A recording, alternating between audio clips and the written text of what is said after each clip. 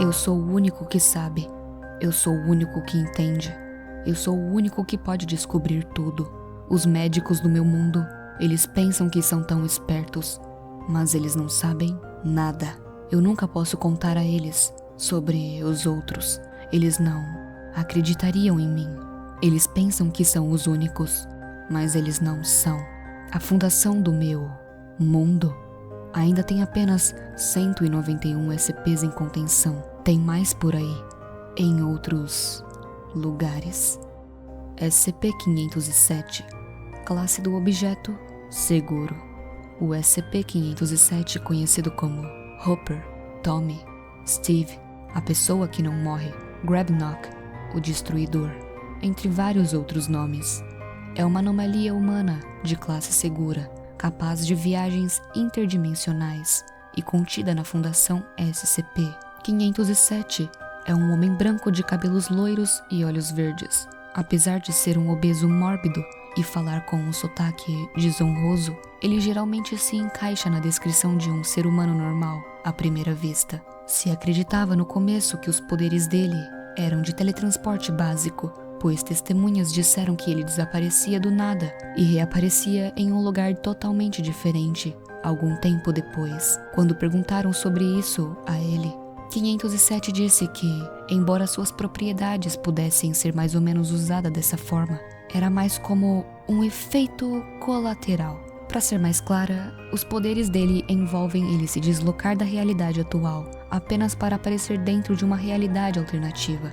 Ele diz que essas realidades alternativas têm a mesma paisagem, mas pessoas diferentes. 507 também diz que ele não tem controle sobre quando isso acontece e que isso pode acontecer nos momentos mais inesperados, como no meio de uma conversa, enquanto ele dorme ou mesmo enquanto usa um banheiro dentro das instalações da fundação.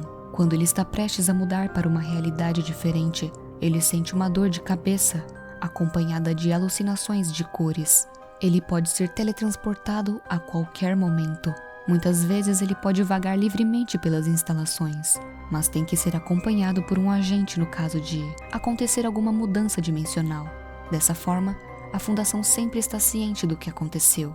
Um dispositivo de rastreamento foi colocado nele para permitir que a Fundação encontre sua localização após seu retorno para a realidade atual, onde ele é obrigado a retornar à Fundação dentro de um determinado período de tempo. Quando a Fundação SCP examinou o corpo de 507-A, uma versão alternativa de 507 que chegou ao universo principal e foi morta pela Fundação, eles descobriram que as propriedades dele não são biológicas. E mesmo morto, ele seria transportado para diferentes realidades, junto com as partes do corpo decepadas. SCP-507, como seu apelido sugere, é muito relutante sobre suas propriedades, muitas vezes vendo isso mais como uma maldição do que uma bênção. Ao viajar para realidades alternativas, ele muitas vezes fica ansioso e com medo por estar dentro de uma área desconhecida, o que pode ser perigoso. Ele descreve a si mesmo gostando muito do paranormal e do mitológico. Por isso, ele acabou recebendo autorização para interagir com SCPs mais inofensivos dentro da Fundação.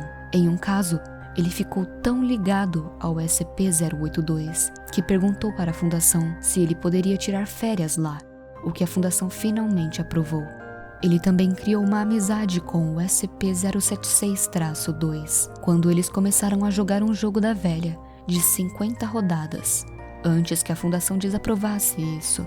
507 foi contido depois que uma pessoa foi vista escapando mais de uma vez de um asilo desconhecido, enquanto testemunhas descreveram ter visto flashes brilhantes de luz antes de perceber que 507 não estava mais lá. Então, ele foi contido pela Fundação. Enquanto estava em contenção, ele viajou para dimensões diferentes 3 vezes. Na primeira viagem, ele descreveu o local como uma completa escuridão. Depois de algum tempo, ele começou a ouvir um som estranho de respiração nas proximidades, fazendo ele entrar em pânico e se esconder de medo, antes de retornar de repente à realidade atual. Depois desse acontecimento, 507 agora carrega uma lanterna o tempo todo. Na segunda viagem, ele voltou para descobrir o que era aquele ruído de respiração. Quando ele ativou sua lanterna para descobrir a origem da respiração, ele se viu cara a cara com um homem parecido com um agente, vestindo um terno preto e óculos escuros. 507 descreveu o homem como tendo um sorriso muito largo, anormalmente largo, e que ele estava se inclinando para ele. Ao quase tocá-lo, o homem sorridente comentou: "Voltou tão cedo?" Assustado, ele desligou a lanterna e começou a disparar uma arma que conseguiu depois de uma mudança dimensional anterior, até acabar com toda a munição. Ele então se encolheu de medo, assim como na viagem anterior, antes de retornar mais uma vez à realidade atual. Na terceira viagem, ele chegou na escuridão total, com um som de choro próximo. Ao ativar sua lanterna, ele viu o homem sorridente, inclinado em sua direção. Um líquido marrom vazava de seus óculos escuros. O homem sorridente aproximou seu rosto do dele e disse: "Por que você fez isso?" O homem sorridente então limpou o líquido marrom de seus olhos com a mão e começou a acariciar a bochecha de 507 com ela. 507 empurrou com toda a sua força o homem sorridente para longe. Ele observou o terno do homem sorridente e lá tinha vários buracos, com um líquido marrom escorrendo deles. Ele sacou sua arma de fogo e puxou o gatilho, mas por alguma razão desconhecida, a pistola não disparou. O homem sorridente começou a caminhar lentamente na direção dele. Ele correu por aproximadamente 10 minutos e passou o resto do tempo encolhido em um canto. Depois de voltar para casa, um coração humano com as palavras "Eu preciso de você", escrito em um misterioso líquido marrom, foi descoberto em sua mão. 507 disse que não sabe como aquele coração foi parar em sua mão. Mais tarde ele pediu uma pistola mais confiável, mas foi rejeitado, pois eles não sabem o que causou a falha na arma em primeiro lugar. Eventualmente a fundação deu um emprego oficial para o 507, tornando ele o pesquisador Junior Thomas, depois de descobrir o SCP-5775, uma nave espacial extraterrestre anteriormente usada pelos soviéticos e agora disfarçada como a Lua de Marte Deimos. 507 se ofereceu para participar da expedição planejada para explorar essa espaçonave. Seu pedido foi aprovado, juntamente com a pesquisadora-chefe, Doutora Naomi, Doutora Regina, agente Jonathan Bell e agente Ellen Troy, que estava trabalhando como manipuladora do 507, chegaram à nave através de 5775-1, uma plataforma de 6,4 quilômetros feito de um material desconhecido. E ao entrar, viram que a maioria da tripulação tinha sido morta por alguma criatura.